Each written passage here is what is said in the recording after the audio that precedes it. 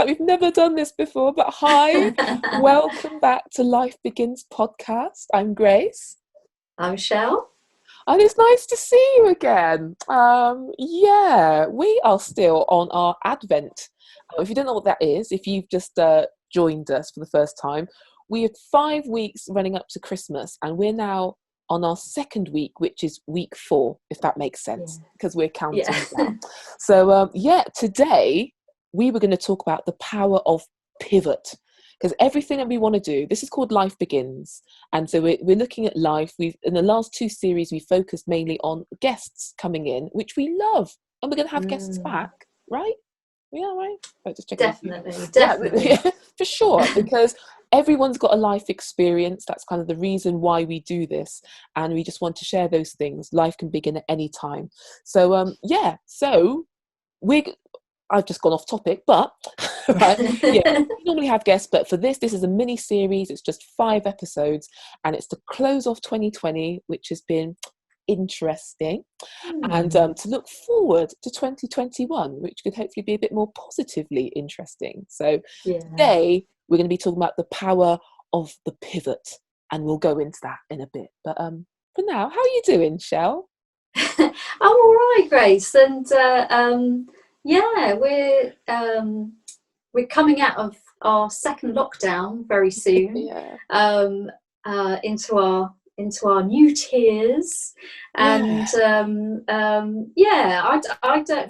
don't really feel it's going to be much of a change for me. How about you? Are you sort of feeling any different about coming out of the lockdown? Well, we're not really, and we're talking from England's point of view, because obviously for those outside the UK, inside the UK, we're still all very separate between England, Ireland, England, Northern Ireland, Scotland, and Wales. No, so England's coming out of lockdown. But I don't know. You're tier 2, I think, aren't you? Yeah. Tier 2. I'm tier 3. So that's really zero change. So really, apart from more shops are open that we're not really allowed to go into. So. So I feel that you should use your tier 2 freedom, Shell. Don't squander it. Think about us in tier 3. So go and have a pub meal and a drink. No drinks, no pubs, no nothing, just stay in. So but I thank God I got my heating on, and it works. Small pleasures, it's all right. And the internet's working, otherwise the world would end. And we've apparently got this little. How do you feel about the ease up for Christmas? What Boris is talking about? I mean, I think it's the only way they could have done it, really, because if they said no, Christmas is cancelled, I think there would be a rebellion, and people would probably get more outrageous if they're going to break the rules, and there is no way of policing it, and it will probably dishearten a lot of people. Whereas if they do offer these freedoms, not everybody's going to take them, and some people will say, actually, as much as I'd love to see my extended family this year, we just will forego it. So it's not that that the government are directing everybody to have Christmas with their expanded families. Spread disease and then get back in your house.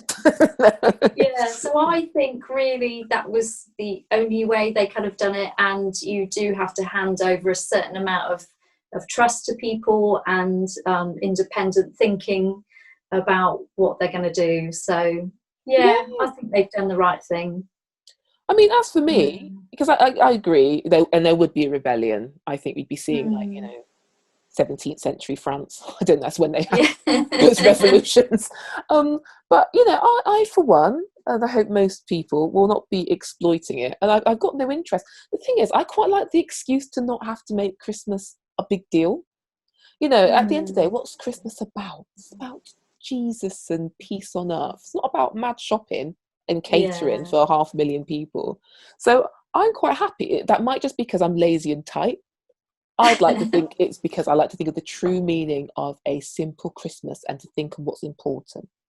that's what we're going to land on. Simplifying. I think a lot of things this year have been about simplifying. Yes. And that's a nice opportunity to do that. And it's enough, absolutely. So as long as, you know, supermarkets are open, as I'm sure they will, I can get supplies in. And again, only for a few days, because of the lessons I've learned from this year about treats are just treats. So I'll have those. And yeah, so that's good. So yeah, so happy end of lockdown, those who it applies to. Northern Ireland, sorry. I think they're going back into lockdown, but yeah. Yeah, it is what it is. We have to go with it and adjust with it, and it's not going to be forever. No, it will end. It will end. Yeah. So on to the topic at hand is the power of pivot. And just to explain that, this year, as we said, it's been interesting and it's presented a lot of challenges, but it's to look at actually how you can pivot when life kind of goes off track or doesn't go as planned. And I just want to put in a disclaimer before I go into this. This is not toxic positivity. So it's not saying like, oh, okay, so this year's awful and you've lost your job and your home and a family member and you're ill and poor, but just do something else. That's not what I'm saying. Like, it is rubbish, and that's not to try and make anyone feel guilty or, oh, I should be trying harder, or I see how that person's bounced back. That is not it. And if any of those things have happened, even though I said that really quite glibly, really sorry. Like, this has been a rough year for a lot of people. But that said, there have been some like stories that have inspired me, of people just being able, not just in lockdown, but just in life, where like a barrier seems to have come down on their life, but it's actually, rather than defeated them or finished them off, they've actually thought, oh, maybe I should try this, and have done it and done a pivot and done really well. So just to share some of those stories, and it might be personal, they might not be, and for you to think about what's your pivotal moment. So Shell, have you got any examples you want to share? The power of the pivots, as we're calling it. Well, the first one, I want to take the opportunity to big up our amazing podcast guests that we've had, which we will have again, because they've all been ordinary people with extraordinary stories, and probably every one of those stories has had a pivot moment in them, I imagine, and there are too many to sort of list them all out, but I'm going to pick one from each series. And so if you haven't listened to these, go and listen to them, because from series 1, episode 8, we spoke to Duncan. And it's a really fun episode. And in this, he was really concerned about losing his hair early, and it was really chipping away at his confidence as he was desperately trying to hang on to it really for as long as possible, and his pivot came when he decided to literally cut his losses and shave it, and it had unexpected consequences for his confidence. It actually completely went through the roof instead, so I thought that was a lovely pivot moment. That was a great episode. Do listen. It's good. Please do listen. And from series 2, episode 1, we spoke to Mel. And Mel is a strong, independent woman who is always helping other people, and she told us about when she had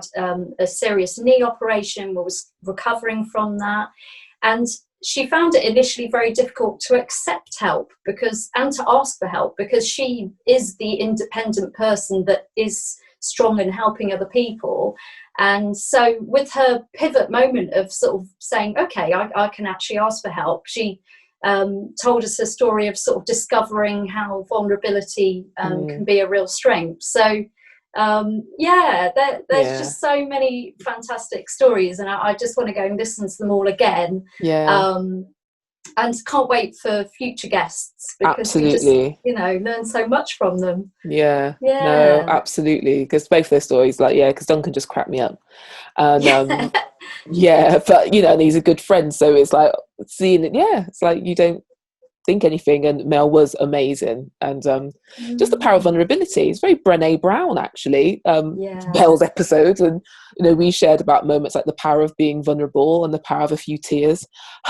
That was important, but yeah. So yeah, do listen. I didn't mention at the beginning, actually, but Life Begins podcast on Facebook and Instagram. Find us, pod follow link. Go get old episodes. Yeah. Yeah. And what about you? Because I'm sure you've told me over sort of, particularly like this year, you've told me about stories of people that you know as well that have had a pivot Yeah. moment. Yeah, it's no one I actually know personally. Oh no, there are, but the one of the examples I'm going to use, my biggest example, this person's really inspired me, is someone called Kev on Stage.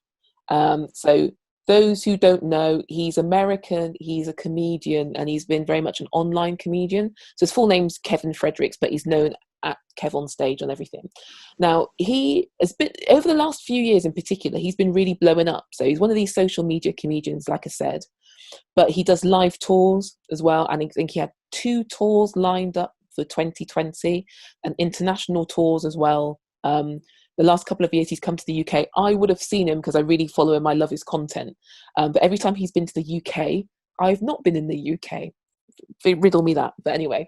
I So know how much you love him, Grace. I do, and it's like I can't believe that I would give you my coins and come and see you and support you in person, but I can't. You choose to come here when I'm on holiday. Not mad, but okay. Yeah. So he had 2 big tours lined up this year, which is obviously a huge source of income for him. And then Rona came, and so it was all cancelled. So that's a big thing. And then the other thing that happened that kind of threw a spanner in his works was he did a podcast, a really successful podcast called Righteous and Ratchet, and it was him and a guy called Doughboy, and they used to do it together. Now, not to go into it because I know there's a lot of like beef about it, but Doughboy took some time out because 2020 has been rough. So he's like, Kev, I can't do it. I just need to step back from social media and producing creatively for the rest of the year. Now, he made this announcement probably back in April, May. So I think it's around that time.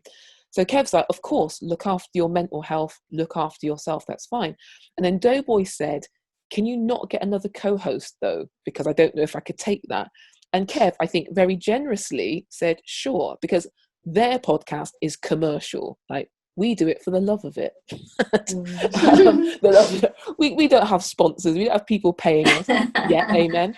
But so, if we need to take a break, which we did, then we will. Do you know what I mean? But for them, they had ramifications for doing that. So Kev, he soldiered on his own, doing the podcast for a while.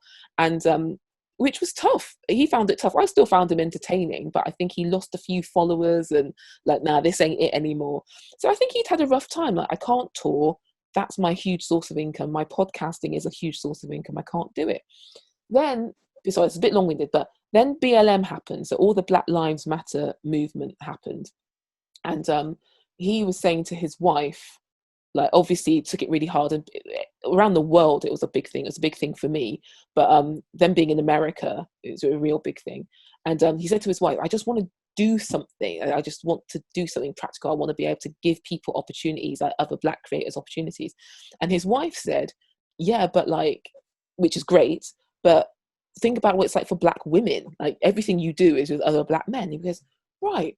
So Doughboy, who was his previous partner on the podcast, said, okay, you can have a co-host because I see that you're struggling. So he's like, thanks. And then he decided to give a colleague an opportunity, and this woman's called Angel, that chick Angel. It's like, you're a Black woman. I've heard about intersectionality. I've heard about the Black Lives Matter movement. I want to be able to put legs on what I believe in and help you. So they've got a new podcast called Here's the Thing, which is just, it's amazing, really good. And I think they've got a lot more followers, a lot more Patreon. It's been really popular. Their chemistry is amazing. Righteous and Ratchet is defunct now because Doughboy then wasn't coming back. We don't know the ins and outs of why, but that happened. So that was a massive pivot, like something that was a huge earner for him. It was really popular. It kind of ended, well, it was postponed, and that seemed like a bummer, and then it ended, but then it's birthed something that's arguably, in my opinion, it's better. I think it's the mother. So some people might think, oh, I don't know, but it's better. You're seeing their chemistry, seeing what it's doing, attracting new audiences. I'm like, okay. And then as for his tour, he's obviously got loads of friends who are comedians who've all found this year really hard because they can't perform. That's their art form and it's their income. They can't do it. So he's like, what can I do? So he did this thing called Keep Your Distance comedy, and it's an online gig. So they have a small socially distanced audience, and it's usually, I think it's like mainly friends and family actually for performers. But he films it, really high production filming, and then sells the links to it. And that has been like amazing. Wow. Like, so he's made a lot of money. I've finally seen him do stand-up because I've been able to pay for it in the UK and watch him. And then seeing all the comics that he's brought on as well, just say, you've saved me. Like, I would not being able to like perform was kind of having like my air supply cut off. And thank you. And he's just like, have I just created a business by accident? Like, Yeah. And I just think in so many ways, like, what a year this has been for you. Like, but born out of like kind of adversity or things going wrong, and just that ability to pivot. Okay, what can I do? Okay, I know what I can't do. What can I do? And that is just super inspiring. And I know it's hard for creatives to be like that, you know. And so Kev on Stage is my power of pivot hero this year. And I've just found that inspiring. It's made me think, what can I do? Like, don't think about what I can't do, think about what I can. So yeah. Oh yeah, absolutely. Yeah, my other thing that sprung to mind is on a much more smaller scale of what can I do, what can't I do. And I have mentioned this before, but last week when you reminded me that we've been friends for 25 years now, I thought back to the fact that even though we both grew up in the West Country and we grew up less than an hour away from each other, we almost didn't meet. Yeah. And that was a pivot moment, really, because I mean, we mentioned this before in our first video that we did. Yeah. But I applied for university. My first choice was Nottingham. And I think that was just because I wanted the year out doing marine biology in Portugal. I think that was the main thing why I was fixated on Nottingham. And when it came to results time, I didn't get the grades, and my second choice was Aston University.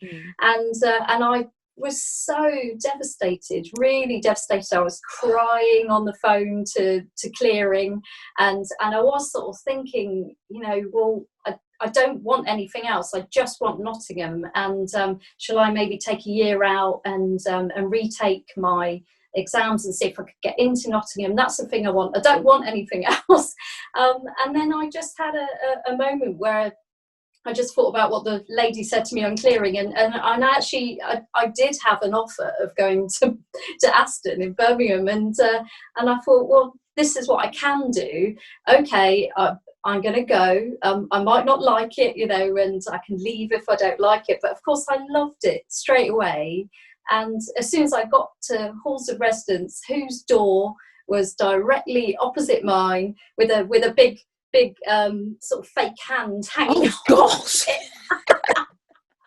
A joke arm in the door.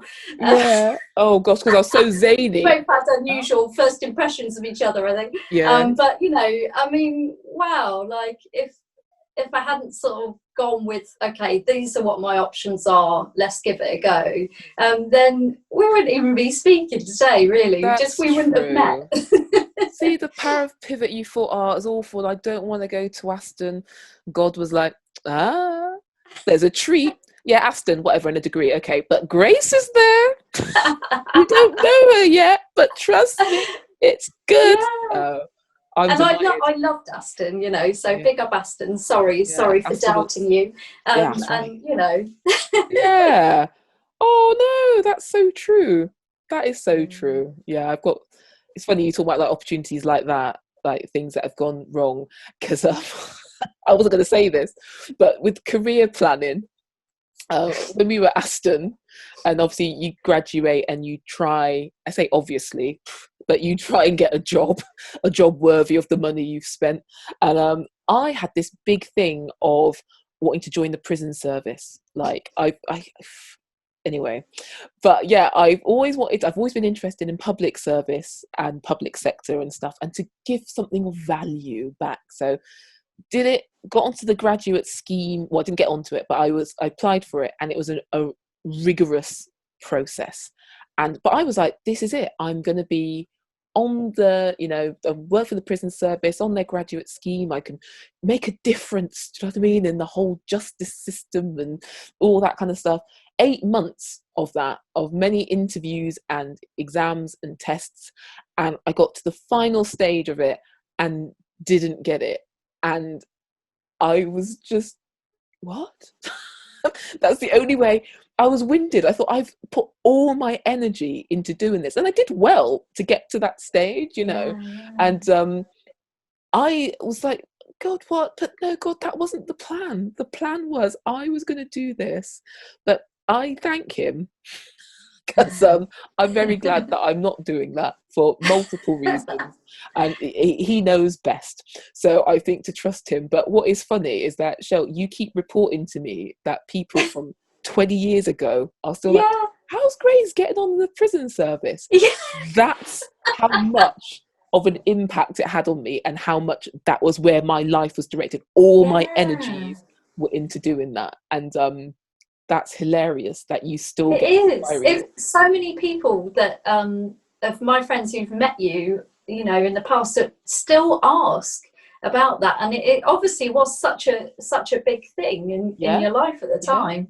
Yeah, But like I said, zero regrets. I think the biggest thing was, what now? Like, I don't know. Like, I was a poor graduate, do you know what I mean? And I was kind of, mm, I just had some direction. It left me directionless. So even though, I mean, at the time, I could still gather my breath and be like, okay, it's not to be, but what now?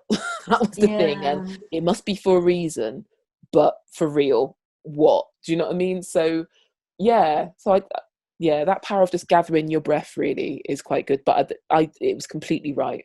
And the thing is, I was never scared of the prisoners. As people think, oh, I bet you're happy you didn't have to work with prisoners. Like, oh no, that was the thing. I was worried about the staff.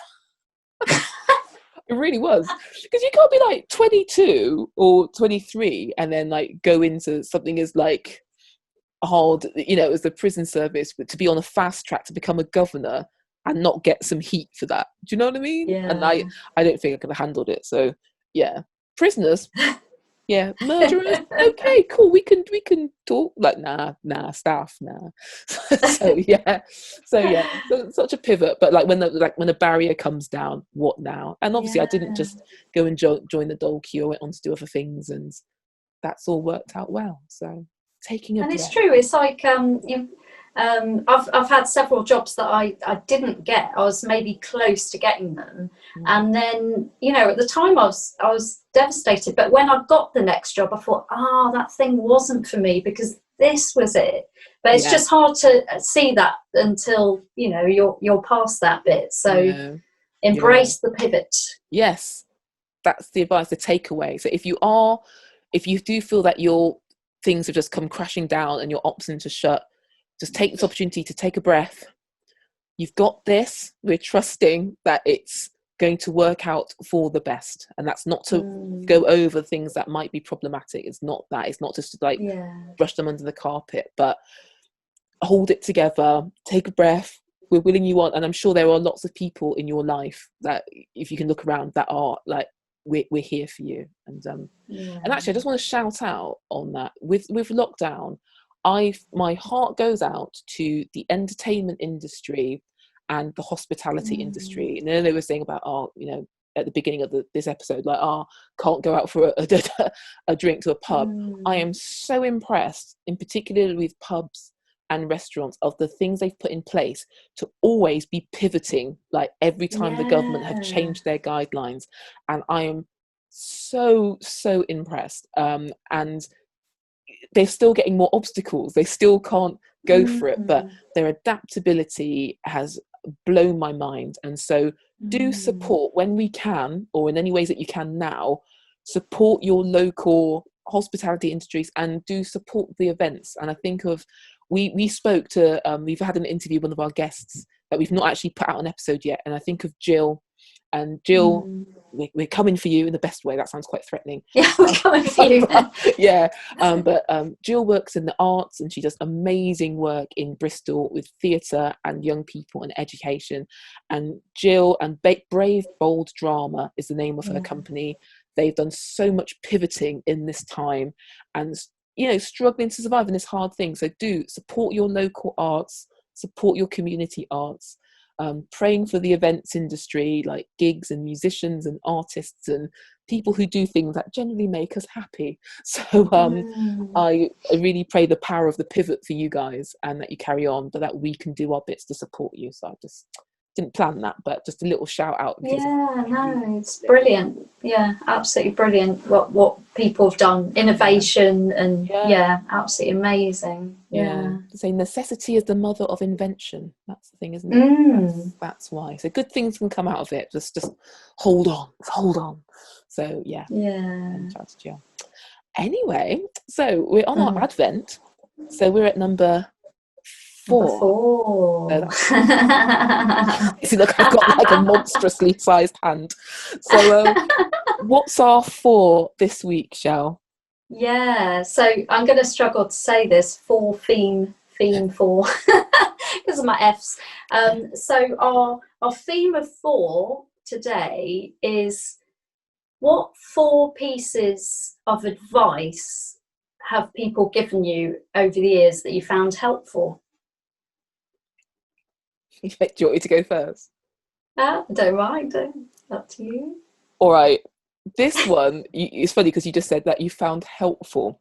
I don't think this piece of advice is helpful, but when I was at school, and I'm actually going to name and shame, I don't even care. There was a girl in our school called Stacey Gascoigne, who I actually Facebook friends with. Her name's not Gascoigne anymore, so I don't feel bad.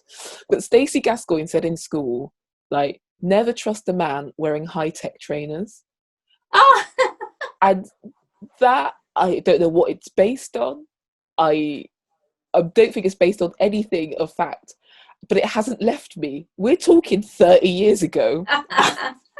You don't see many high-tech trainers anyway, but if I do see a man in them, I'm like, and I'm thinking that makes no sense. Just because Stacey Gascoigne at school said she didn't say why. She didn't say they're plotting things, or it's a pyramid scheme, or he's dodgy and he's got, Oh. But it's scary that it's not left me, that I will second guess myself if I met a perfectly innocent, lovely gentleman and I looked down and I saw that he was wearing high tech. I'd be thinking, hang on a minute. So is that helpful? No, but that was a bit of advice I was given. That stuck. Yeah. And it's she in must some have way. had some sort of reason behind it. Maybe it was a bad experience or something, but she was obviously very sure of herself. Yeah, but think it might have hindered my life. What if I've just brushed off like my future husband because it's like, oh, whoa, is that a pair of high-tech squash? Sorry, we can't do this. I don't know. So do you remember high-tech squash? There was those white trains. They did look bad. But that's not the point. They did. I think I possibly had one pair of high-techs actually, which were white with a little bit of a sort of violet trim. Yeah, but I was very young. Yeah. Yeah, very young. I've forgiven some men who have worn high-tech trainers because they were clearly doing some sort of sport. So, like squash, only if you're wearing it for the explicit purpose of sport. Not leisure wear. Yeah, if you're just wearing it for footwear and you're going to the shops, no. so yeah, I'm sure you meant something a bit more deep than that, but that's one of the first things that came to my mind. So yeah, what's one of yours? What's your first one? Yeah, the first one that actually sprung to my mind was it was a phrase that my granddad used when I was really young, and I don't think I actually really understood it at the time. But he used the phrase "live and let live," and I just think that is a really I don't know, it's just a good thing to live by. Yeah, Like my granddad was sort of very popular, very laid back, very patient with people, and I think, you know, like, we do all have differences of opinion and yeah, differences of lifestyle, and it's more than okay for us to sort of coexist. And I think this year in particular, I suppose that phrase has popped into my mind a lot it needs to. because Yeah, because even amongst the people that I know well, um, people have just had completely different approaches to the pandemic, and sort of levels of caution, yeah, and whilst I absolutely don't condone any sort of really harmful, dangerous behaviour, yeah, um, people have, in, you know, many people have sort of maybe slightly bent the rules or something as a way of just getting through yeah, this time. And so I just think, rather than sort of being quick to judge people and pointing fingers, I've just thought actually that's been really apt this year, to just live and let live, and let people get through in the way that they can. You do yeah, you, I do me, you know. Yeah, I think that was a really good yeah. sort of long-standing piece of advice. Oh, that is wise, especially like in our political climate as well, I think. So, Mm. yeah, okay. My second one, a bit more serious than high tech trainers. It's actually a quote from Maya Angelou, um, and it's when someone tells you who they are, believe them, listen. Yes. When I've heard it before, I'd heard it years ago, and it was like, oh, okay. And you know, sometimes you think, I don't really quite know what that means, but all right. Or like, I got an idea, but okay. And then some things happen. It's like, that's what she meant, and she's absolutely right. And I see it. It's so, yeah, that is everything. So it sounds really. I'm not one of these people who's like, you know, sometimes you look at social media and be like, I'm cutting this person out, or I'm cutting them off, or whatever. That's not me. I'm not about that sort of drama, and I am so grateful for the people in my life, and I've got a really close set of people. My family are amazing, and I've got incredible friends who are like family and close friends.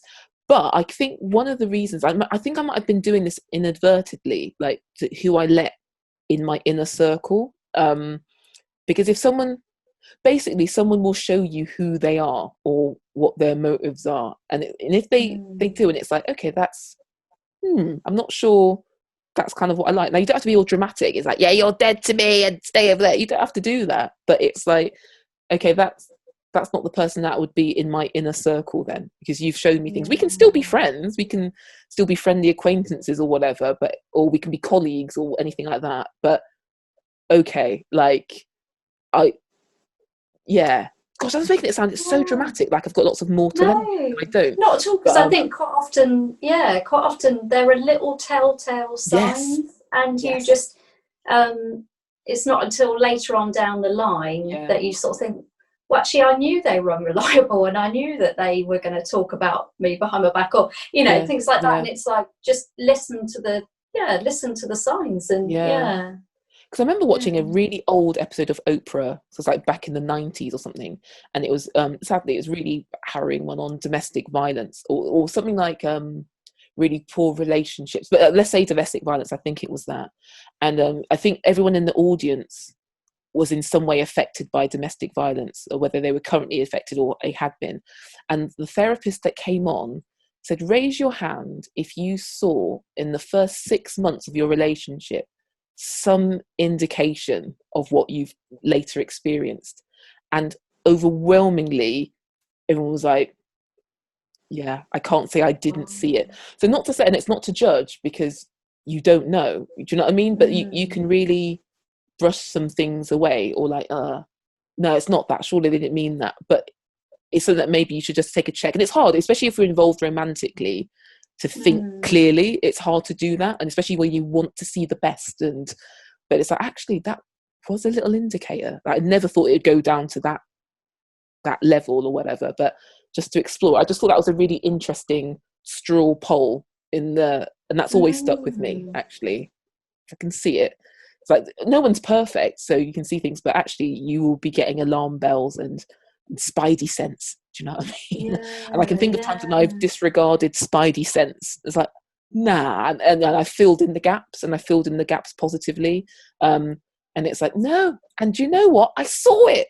And sometimes they explicitly told me I can be like this. And it's like, no, but you're lush. Like, no, the person told me. So what am I doing? So yeah, so that piece of advice now, I love it. I quote it often. That's probably my most quoted piece of advice. When someone shows you who they are, or someone tells you who they are, believe them.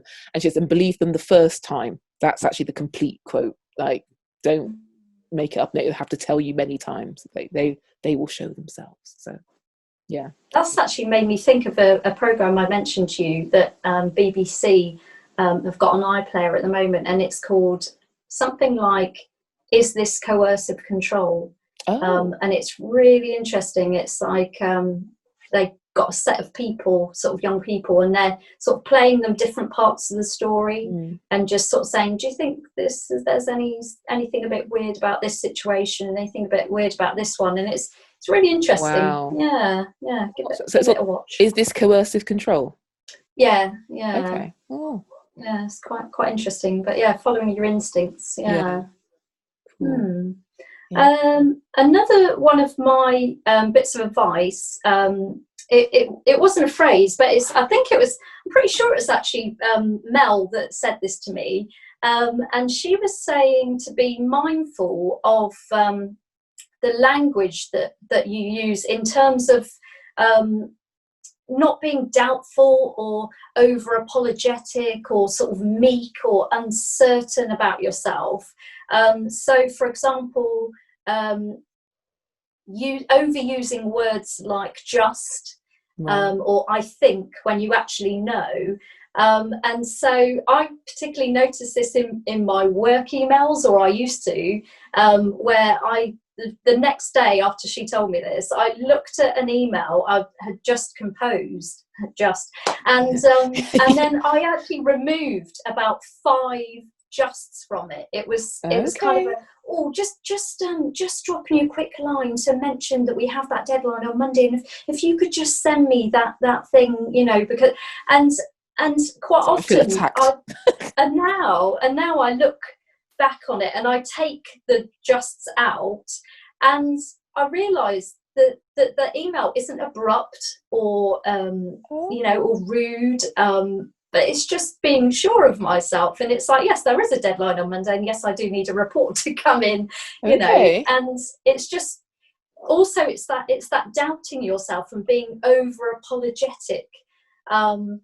And even when I know something, and I feel like we're going to discuss this another time a bit more as well, but even when I know something, I quite often say, oh, I think they're doing this because of this, but I know they're doing this, so why am I sort of playing down my certainty and my confidence in what I'm saying?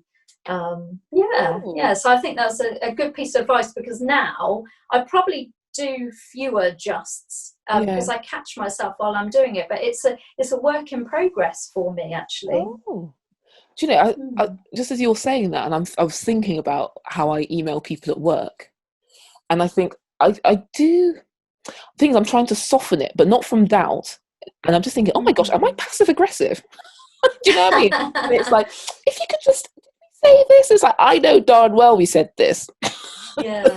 I'm saying it to make it sound better to you. Do you know what I mean? And I think, oh my gosh, I'm petty. No, I don't think so.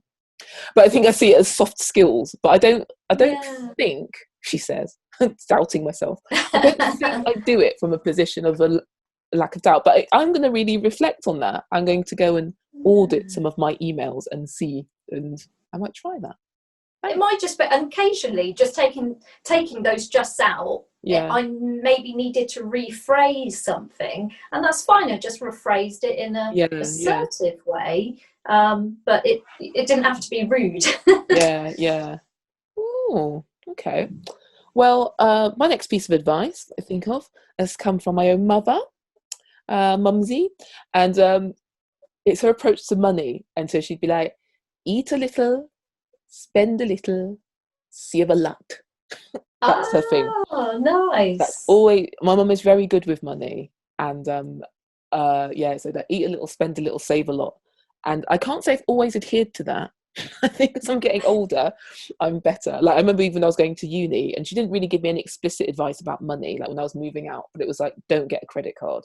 Do not get a credit card. And it's like, okay, okay. And for the first 3 years, I didn't. I did. And then like year 4 or 5, you know, like later on, I thought, oh, I can see why she said that now. Because I got it out, not to defy her, but because I was traveling a lot. So I thought, oh, safety, you know, my mum's old school. She doesn't understand. But then when my emergencies got a little less urgent every time, like, oh my God. Emergency coat. Yeah, exactly. Emergency skirt. Yeah, emergency petrol, emergency takeaway, emergency everything. Yeah, but no, I think of that, it's just really simple. Just like, you know, obviously you got to feed yourself, then spend something, but save a lot. Like the majority should be that. And I've been telling young people that I know, and their approach is probably like mine a bit when I was young. It's like, yeah, okay, or I've only got £10, so. But I think it's a good principle to live by, and I've seen it in my mum's life, and hopefully I'm seeing it a bit more in mine now. So yeah. Actually, when you mentioned advice for your mum, I thought it was going to be keep your tights on. That's good advice. That might be my number 4. Yeah. You don't have to explain that one. No, I won't. Yeah. Put the question in, and we'll see. Yeah. Oh, well, my third one is an oldie but goodie. It's just a real staple that I was taught in junior school, and it was probably said quite a lot by all my teachers, but I remember Mrs. MacDonald used to say it an awful lot, and she said, treat other people how you would like to be treated. And I know it's so simple, but it's really true. Yeah. That's all I can say. Yeah, your teacher might have robbed that from the Bible a bit, but yeah. Oh. Yeah, Jesus is like, I think I said that. No, but no, true. Yeah, Simple it's rule of really thumb, isn't it? simple. Yeah, yeah. Mine is actually speaking of Bible, but in everything give thanks. And that seems really counterintuitive sometimes, especially, you know, we've talked about hard times and need of pivot, but actually the power of gratitude, and I know we're going to talk about that in another episode, but yeah, that's been advice. It's helped me to see the silver lining in anything. So like, for example, when I talked about the prison service, and I was gutted, as you know, I'd invested a lot, but then I was like, but you know what, thanks though, because I was thinking of the screws, you know what I mean? All right, God, I can't handle the screws. So, okay, yeah, thanks. I could find something to give thanks to in that. Do you know what I mean? Even if I didn't see the full result of it, like, well, obviously that's not meant for me. So thanks for preventing me from having to experience it, even though I didn't really know the fullness of that. I was just like, yeah, but I still haven't got a job. But I can be thankful that it's okay. So, yeah. Give thanks. Yeah, so my fourth one is another teacher. This was in secondary school. Had said, and I think it was Mrs. Smurden. She said, "You've got," and at school I've just thought this was stupid anyway, but I can see the value now. But she said that you've got 2 ears and 1 mouth, so you should listen twice as much as you speak. I almost said that. What's that? I almost said that one. Oh, really? Oh, yeah, but I went for high-tech trainers instead. Oh. But yeah. The thing is, that's quite a high ratio of listening to live up to.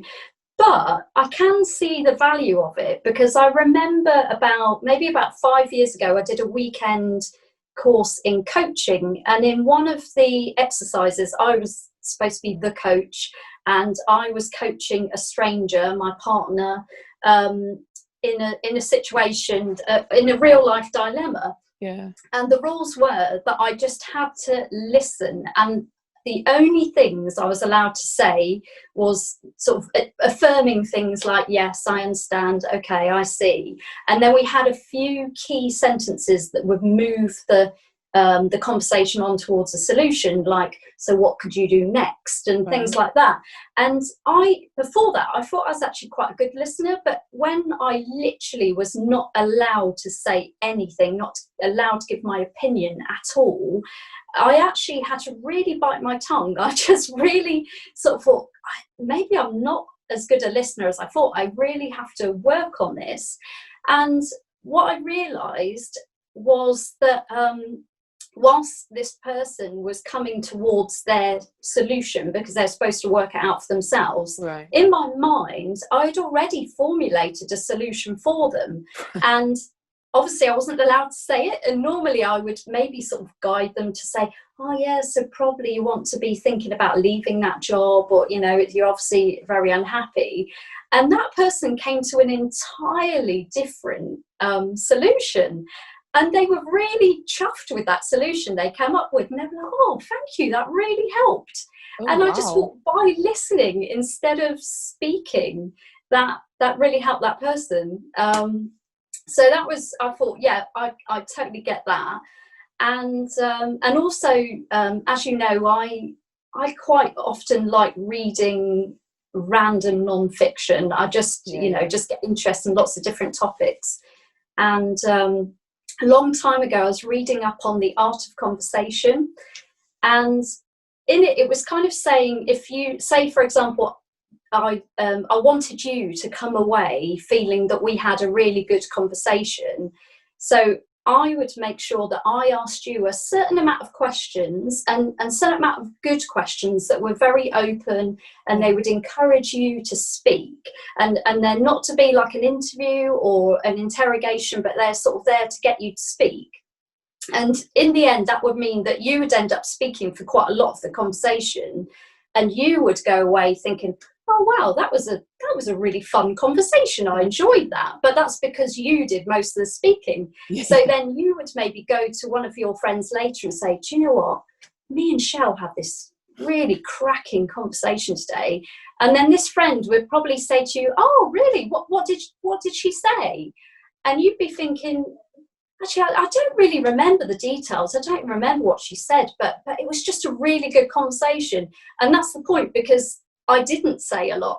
Wow. You did most of the talking, and you really enjoyed it. And it wasn't a monologue. It was the fact that I'd encouraged you to speak, and sort of welcomed your ideas and made you feel listened and heard. And it's not a manipulation thing, because like I don't do it on you. I was gonna say that. I certainly can't strategically think and talk at the same time. But what it is it's kind of a tool for example, if you have to have a conversation with somebody you don't know very well, and you're a bit worried that the conversation might dry up, or if, for example, in business, you're sort of meeting a new client, you need to make a good impression and build up a rapport, then it's kind of, it's a way of creating a good conversation, but it's mainly through listening rather than talking. I feel like I'm assessing every conversation I've ever had. Thinking, if I've always come away like, do you know, I had a great chat with someone. I thought, I maybe don't know them at all. I just chat. No, but, oh wow. And I don't think it always has to be that ratio, because I think in most conversations, I think you can strive for a kind of a 50-50. But what I think is that it's not, there's a difference between listening and turn taking. Because I still remember years ago, an evening of my life I'll never get back, but it was actually really useful for me. I was traveling in Australia and New Zealand, and there was this Kiwi guy in our group who was who's, nice and easy on the eye. I was thinking, oh, he's quite attractive. And one of the evenings, he took my friend Karen aside and was chatting to her all evening, and I thought, oh, lucky Karen, and then at the end of the evening, I said to Karen, I said, oh, you were chatting for ages with that guy, and she said, oh, I'm not attracted to a toy, so boring, oh, I couldn't get away and everything. And and I thought, oh, okay. And then so the next evening he cornered me and sort of sat me down for a chat, and after probably a couple of hours, my mind started to wander, and I was thinking, this guy has done some really interesting things, and he's been to some interesting countries. So why am I actually finding this conversation really boring? And I realised it wasn't a conversation, it was a monologue. And he wheeled out the same monologue to me as he wheeled out to Karen. No. You lost me a couple of hours. If I've got hours to drift off, it's like, sir. Yeah, and it was, and the thing is, occasionally, very occasionally, between long gaps, he would ask a question, but he wasn't waiting for the answer. He would say, oh, have you been to Thailand, or have you been to Vietnam? But it was really just wait to respond, a break to let him speak again. And so whilst that was a very long evening, it has since then made me sometimes catch myself if I'm getting quite involved in my own stories. And it sort of made me think, unless someone's paid for a ticket to hear a 3-hour monologue, just don't give them one, just like they've got to sign up for it if you're going to do that. But really, it's, just make sure there's a good balance of listening, not just taking turns, but genuinely listening. So I think Mrs. Murder was right. I think 2 to 1 is quite a high bar. But, if you've at least got this high bar in mind, then, anything below that is probably, pretty good going. Wow. Okay. That was good. But I'm thinking a lot now. Like say, Cheryl, was there anything else you wanted to say? Miss. So please, I've got nothing. What about you? But I tell you what, I've actually found it a bit easier this year to listen because I've had nothing to say. Like with the having no news. Yeah. Well, I met up with a friend in the summer, and this friend has spent a lot of time on her own, and she just launched in with her last 3 or 4 months. And I genuinely didn't mind. I really enjoyed it. I really enjoyed listening. I felt so patient because, I was just kind of her to fill the space and to give me some news because I had nothing. Wow. But it felt nice. It actually felt nice to listen. The thing is, I hope so. If you say things like, I think I'm a good listener, you can think of people going like, no, girl. But I actually genuinely, I hope so, because I'm genuinely interested in other people. You are. I'd say you are. Oh, thanks. I hope so. You don't have to filled with self-doubt now. Like, I'm not going to say just or anything. It's like, thanks. No, but I genuinely do like hearing from other people. I'm interested in other people's lives. But it's something to say as well. Oh, well, there we go. Look at that good advice. Yes. And speaking of pivot, just going to swivel and say, follow us on all our social media platforms. Life Begins for more life stuff. Please let us know as well. We're dropping our videos on IGTV, Facebook Watch, and YouTube. But if you haven't got time to watch either, and you're like, do you know what? I'd love to sit down and watch this for 45 minutes to an hour, but I've got to put the dinner on. You can listen and put the dinner on. So we're still on our, Spotify, Apple Music, and wherever you listen to podcasts. And so listen, we've put the pod follow link in, so it'll just take you to the platform that does it. So of your choice. Yeah, and talk to us because we love to listen. We do.